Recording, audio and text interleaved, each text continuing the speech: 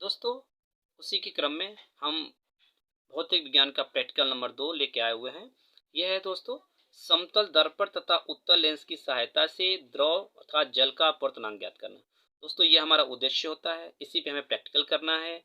यही हमारा मेन उद्देश्य है कि हमको क्या ज्ञात करना है।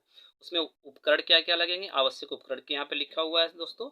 फिर सिद्धांत इसके क्या हैं, इसके सूत्र क्या होते हैं दोस्तों।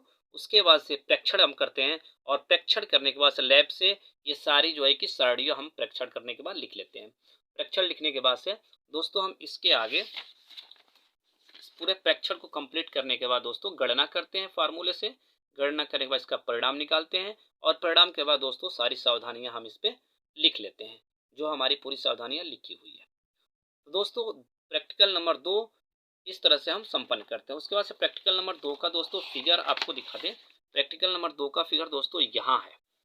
यह आपका प्रैक्टिकल नंबर 2, जो समतल दर्पण द्वारा समतल दर्पण तथा उत्तल लेंस की सहायता से जल का अपवर्तनांक ज्ञात करने के लिए इस फिगर का इस्तेमाल करेंगे। तो दोस्तों, इस प्रकार से हमारा प्रैक्टिकल नंबर 2 संपन्न।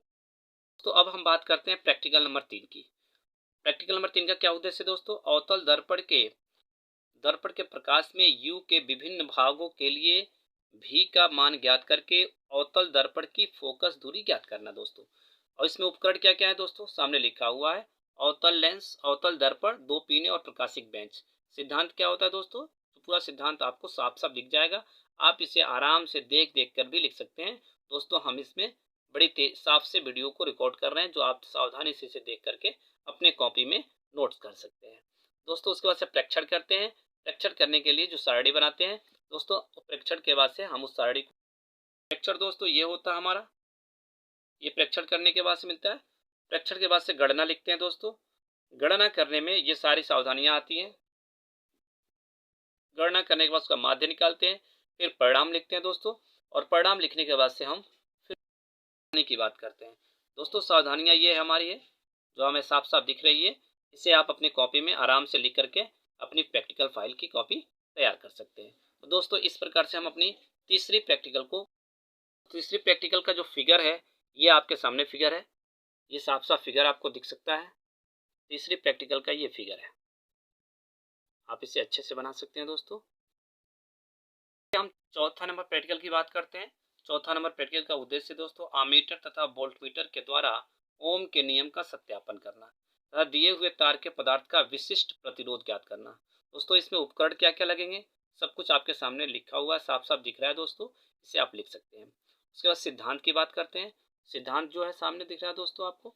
सिद्धांत में जो फार्मूला है उसे लिख सकते हैं। आर बराबर वी अपन कैफ होता है दोस्तों, वी अपन आई होता है सॉरी, और नियतांक ए आर जो भी होता है दोस्तों, सब आपके सामने मौजूद है। उसके बाद से दोस्तों हम इसके प्रेक्षण करते हैं। प्रेक्षण के बाद से हम इसकी सारणी बनाते हैं। प्रेक्षण के बाद से सारणी बनाते हैं जो सामने मौजूद है। उसके बाद से हम गणना करते हैं दोस्तों। गणना करने के बाद से हम इसका जो मान होता है उसे निकाल लेते हैं। बस हम परिणाम को लिखते हैं। परिणाम आपके सामने है। उसके बाद सावधानियां जो इसमें बरती जाती हैं, प्रैक्टिकल करने के दौरान कौन कौन सी सावधानियां होनी चाहिए दोस्तों, प्रैक्टिकल करने के दौरान ये सारी सावधानियां हमें नोट करना होता है दोस्तों। इस प्रैक्टिकल नंबर 4 का जो फिगर है, मैं आपको फिगर दिखाते चलूँ दोस्तों। तो प्रैक्टिकल नंबर 4 का ये फिगर है। आप इसे आराम से देख करके सुंदर अपनी कॉपी पे बना सकते हैं दोस्तों। अब हम बात करते हैं प्रैक्टिकल नंबर 5 की। प्रैक्टिकल नंबर 5 का जो उद्देश्य है, मीटर सेतु द्वारा किसी दिए गए तार का प्रतिरोध ज्ञात करना तथा उसके पदार्थ का विशिष्ट प्रतिरोध ज्ञात करना।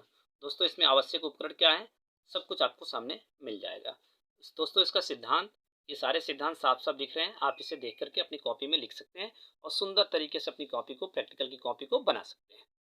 प्रेक्षण के बाद से दोस्तों ये आपका उसकी चार्ट बने हुए हैं, सारणी बनी हुई है। सारणी के बाद से उस प्रतिरोध की लंबाई, पेच मापी के अल्पतमांक, पेच मापी की त्रुटि, शून्यांक, ये सारी चीजें हैं। और ये फिर दूसरा सारणी बना हुआ है। दूसरी सारणी के बाद से दोस्तों उसके बाद गणना करते हैं दोस्तों।